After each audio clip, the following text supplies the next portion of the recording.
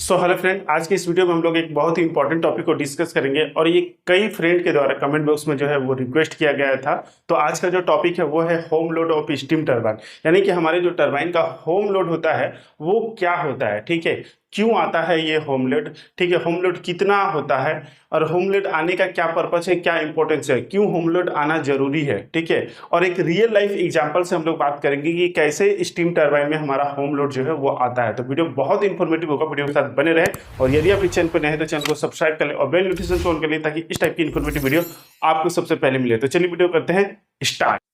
तो home load of steam turbine, तो यानी कि स्टीम टरबाइन का होम लोड क्या होता है। तो जैसा कि नाम से पता चल रहा है कि होम लोड यानी कि खुद के अपने घर का लोड, ठीक है। अब घर कहने का क्या मतलब है, यानी कि जहाँ पे टरबाइन लगा होता है, जो प्लांट होते हैं, जो यूनिट होता है, वो वहाँ पर एक ऐसा कंडीशन आएगा जहाँ पर जो टरबाइन का जो लोड है वो खुद के उसके जो ऑक्सिलरी कंपोनेंट लगे हुए हैं, जैसे बीएफपी हो गया, सीपी हो गया, ठीक है, आपके कूलिंग वाटर पंप हो गए, ल्यूबल सिस्टम हो गया, वहाँ पे जो पंप लगे हुए हैं, इन सभी का लोड मिलाकर जो जितना लोड मिलना चाहिए और उसी लोड पे जब हमारा टरबाइन आ जाता है तो उस कंडीशन को कहा जाता है होम लोड, ठीक है। बाकी इसको हम लोग कैसे डिफाइन कर सकते हैं, तो home load is the minimum power that a steam turbine generate to run its own internal auxiliary like BFP, FD, ID, CP, MCW, ACW, compressor,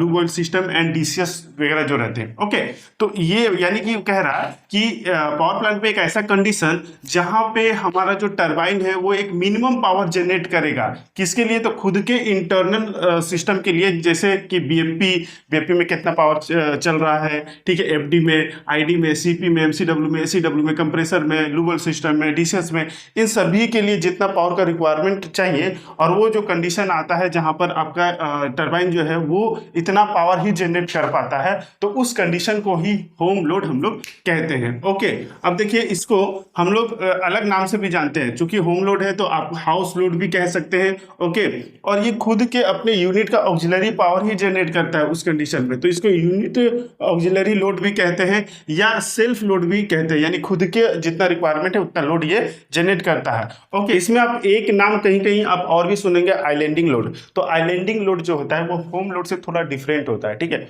home load में सिर्फ ऑक्सिलरी लोड आता है और आइलैंडिंग लोड में ऑक्सिलरी प्लस जो other जो plant के process जो प्लांट लगे हुए हैं उसके भी लोड आ जाते हैं, या जो अदर लोकल जो लोड है वो भी आ जाता है, ठीक है। तो उसमें कंबाइंड रहता है, उसको हम लोग आइलैंडिंग लोड कहते हैं। बाकी होम लोड सिर्फ ऑक्सिलरी लोड होता है। ओके, बाकी हम लोग एक सेपरेट वीडियो में होम लोड और आइलैंडिंग लोड को भी कंपेरिजन कर लेंगे। अभी हम लोग जो फोकस करते हैं वो home load of steam turbine पे फोकस करते हैं। ओके, तो होम लोड पे कितना हमारा जो टरबाइन है वो जनरेट करता है, तो जितनी भी टरबाइन की कैपेसिटी है, मान लीजिए टीजी की कैपेसिटी हम मान लेते हैं 200 मेगावाट, ठीक है, 200 मेगावाट। तो जनरली जो होम लोड की जो कैपेसिटी होता है वो इस कैपेसिटी का 10% होता है। ओके, बट ये डिपेंड करता है कि टरबाइन की क्या कैपेसिटी है और क्या डिजाइनिंग किया गया है, इसलिए ये वेरी करता है 5 से लेके 10% के बीच में, ठीक है। हम अगर 10% होम लोड माने तो यानी कि जब टरबाइन मान लीजिए 200 मेगावाट में चल रहा है और किसी कारण से अगर होम लोड में आ गया, ठीक है, तो उस कंडीशन में इसका जो लोड आ जाएगा होम लोड वो 20 मेगावाट आ जाएगा, ठीक है। यानी कि 20 मेगावाट जो है वो जरूरत है इसके ऑक्सिलरी के लिए और उसी लोड पे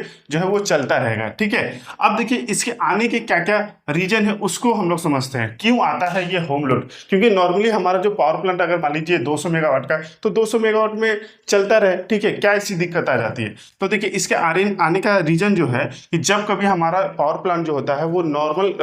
रनिंग कंडीशन में होता है तो वो मेन ग्रिड या नेशनल ग्रिड के साथ जुड़ा रहता है, यानी कि पावर को वो एक्सपोर्ट करता है, ठीक है, पावर को भेजता है। तो अगर मान लीजिए कि किसी कारण से ग्रिड में फेलियर, ग्रिड आपका फेलियर हो जाए, ठीक है, जो जिस ग्रिड के साथ जुड़ा हुआ है वहां पे कुछ फेलियर हो जाए, हो सकता है ब्लैकआउट हो जाए या कुछ डिस्टर्बेंस हो जाए, अंडर फ्रीक्वेंसी आ जाए, अंडर वोल्टेज आ जाए, तो इस तरह का अगर डिस्टर्बेंस आता है तो उस केस में अगर आपका वो ग्रिड के साथ जुड़ेगा तो आपका पूरा प्लांट भी बंद हो सकता है, ठीक है। तो इसलिए एक हमारा ऐसा प्रोटेक्शन सिस्टम लगा रहता है कि इस कंडीशन में जिस ग्रिड के साथ जुड़ा हुआ है वो उससे आपका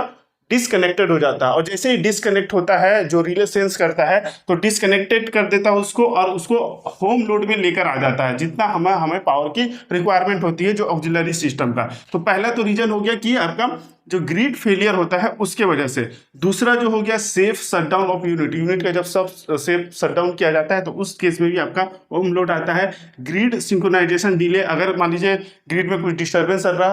रहा है तो सिंक्रोनाइजेशन के टाइम में अगर उसमें डिले होता है तो उस केस में भी आपका होम लोड में चलता रहता है, ठीक है। और नेक्स्ट है प्रोटेक्शन सिस्टम टेस्टिंग। प्लांट में अगर कुछ प्रोटेक्शन इससे रिलेटेड, ग्रिड से रिलेटेड कुछ प्रोटेक्शन सिस्टम अगर टेस्टिंग करना है तो उस केस में भी आपका होम लोड आने का चांस रहता है। ओके, तो ये इसके कुछ इंपॉर्टेंट रीजन हो गए। ओके, अब देखिए क्यों होम लोड आना जरूरी है, यानी कि इसका क्या पर्पज है, क्या इंपॉर्टेंस है, ठीक है। नहीं आएगा तो क्या प्रॉब्लम होगा। तो सबसे बड़ा जो इंपॉर्टेंस है वो है प्रिवेंट फुल ट्रिप या प्लांट ब्लैकआउट। मान लीजिए अगर ये ग्रिड के साथ जुड़ा रह गया तो उस केस में क्या होगा कि आपका पूरा प्लांट भी ट्रिप हो जाएगा, पूरा प्लांट ब्लैकआउट हो जाएगा, जो भी आपके ऑक्सिलरी वगैरह चल रहे हैं वो सब बंद हो जाएंगे, ठीक है। तो फिर से आपको एक स्टार्ट करना होगा, उसमें बहुत सारे टाइम लॉस होंगे, आपका इक्विपमेंट भी फेलियर हो सकता है। तो वो सभी चीज से बचने के लिए, प्लांट का एक पूरा ब्लैकआउट से बचने के लिए, फुल ट्रिपिंग से बचने के लिए ये जो होम लोड जो सिस्टम है वो उसको प्रिवेंट करता है, ठीक है। तो ये एक फायदा हो गया। मेंटेन ऑक्सिलरी सिस्टम, आपका जो टरबाइन में जितने भी टरबाइन में जो क्रिटिकल कंपोनेंट लगे हैं तो वहां पर आपके ऑयल सिस्टम चलता रहे, कूलिंग सिस्टम चलता रहे, तो इसके लिए भी होम लोड लाना जरूरी है, ठीक है। Safe and quick restoration when grid come. अब जैसे ही मान लीजिए होम लोड आ गया, ठीक है, तो होम लोड में हमारा चल रहा है प्लांट, ओके। अब जैसे ग्रिड कम बैक हो जाएगा, ग्रिड नॉर्मल हो जाएगा, तो उस केस में क्या होगा कि हम लोग सेफली और क्विकली, मतलब जल्दी ही, यानी प्लांट तो अभी स्टार्ट नहीं करा, प्लांट तो ऑलरेडी चल रहा है, ठीक है, बस खाली सिंक्रोनाइज करके लोड बढ़ाने की जरूरत तो पड़ती है, तो ये सेफली हो जाता है और क्विकली हो जाता है। और नेक्स्ट है safe time fuel and avoid thermal shock in turbine and boiler. तो मान लीजिए अगर हमारा प्लांट अगर बंद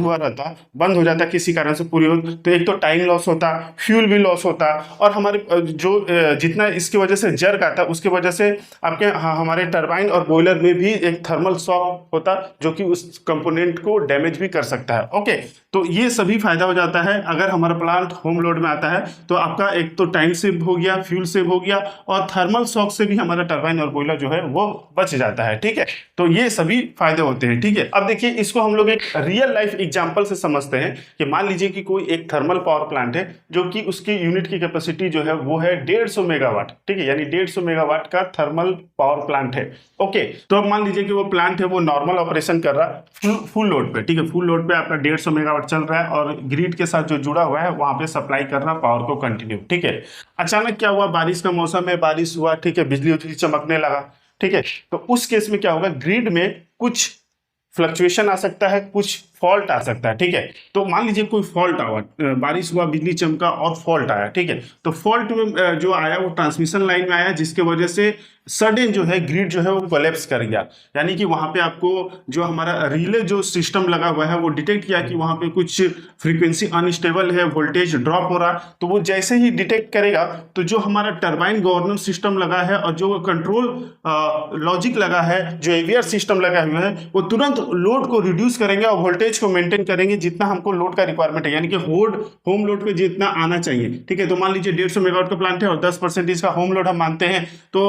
आपका 15 मेगावाट ये होम लोड पे आ गया, ठीक है, और कंटिन्यू जो प्लांट है वो आपका रनिंग करेगा वो होम लोड में, ठीक है। और फिर क्या होगा कि 10 मिनट के बाद मान लीजिए कि जैसे ही 10 मिनट के बाद हम देखें कि हमारा ग्रिड का वोल्टेज फ्रीक्वेंसी जो है वो स्टेबल हो गया, अब ग्रिड में जो प्रॉब्लम था वो सॉल्व हो चुका है और वोल्टेज और फ्रीक्वेंसी नॉर्मल आ गया, तब टीजी को हम फिर से सिंक्रोनाइज करेंगे और नॉर्मली आपका जो लोड है वो ग्रेजुअली हम लोग इंक्रीज करेंगे, धीरे धीरे जितना लोड नॉर्मल हमारा चल रहा था उतना आएगा और फिर से हम ग्रिड को सप्लाई करेंगे, ठीक है। इस केस में मान लीजिए कि अगर हमारा टरबाइन होम लोड में आता है तो टरबाइन में तो हमारा लोड जो है वो टरबाइन का गवर्निंग सिस्टम और कंट्रोल लॉजिक से तो विद इन द सेकेंडों में, ठीक है, सेकेंडों में हमारा लोड जो है वो रिड्यूस हो जाता है, ठीक है, लोड रिड्यूस हो जाता है। जितनी देर में हम लोग सोचते हैं कि हुआ क्या, उतनी देर में गवर्नर और कंट्रोल लॉजिक जो है वो सब कुछ करके बैठ जाता है, ठीक है, यानी विद इन से 2 से 3 सेकंड में ये सारा काम ये कर लेता है, ठीक है, होम लोड में आ जाता है। लेकिन जब होम लोड में आता है तो उस केस में हमारा बॉयलर जो होता है वो प्रेशराइज होता है, ठीक है, क्योंकि स्टीम की जो खपत हो रही थी अब वो खपत नहीं हो पा रही है, तो वो बॉयलर प्रेशराइज होगा, तो उसके लिए जो स्टार्टर वेंट लगे हुए हैं उससे प्रेशर जो है वो रिलीज किया जाता है और बॉयलर के लोड को रिड्यूस किया जाता है, फ्यूल फीडिंग को सिस्टम किया जाता है और बॉयलर को नॉर्मलाइज किया जाता है, ठीक है, लोड के अकॉर्डिंग। तो ये इस टाइप का एक रियल लाइफ एग्जाम्पल के बारे में बात हो गया। ओके, बाकी आपके प्लांट का होम लोड कैपेसिटी कितना है कमेंट बॉक्स में जरूर बताइएगा और वीडियो कैसा लगा उसको भी कमेंट बॉक्स में बताइएगा। रहेगा। और वीडियो इन्फॉर्मेटिव लगा हो तो प्लीज वीडियो को लाइक जरूर करें और ऐसे इन्फॉर्मेटिव वीडियो के लिए चैनल को सब्सक्राइब करें। मिलेंगे नेक्स्ट वीडियो में, तब तक के लिए जय हिंद।